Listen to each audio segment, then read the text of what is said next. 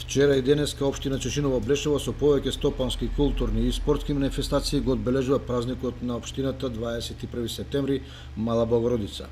Вчера попладне во Чешиново учениците од основното училиште Страшо Пинџур настапија со своја пригодна програма за потоа да биде проследен настапот на фолклорниот ансамбл со песни и ора од Осоговието. Александар Тарабунов им приреди одлична забава на младите со негов и со репертоар на познати македонски музичари. Денеска градоначалникот организираше прием на граѓани од различни сегменти на општественото живење, пошто се одржа свечената седница на која е направен пресек за постигнувањата помеѓу две празнувања.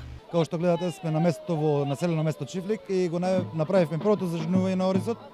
И како секоја година и оваа година имаме повише групи од повеќе држави кои што се представници, вклучително со благодарение на Истибанското здраво живо.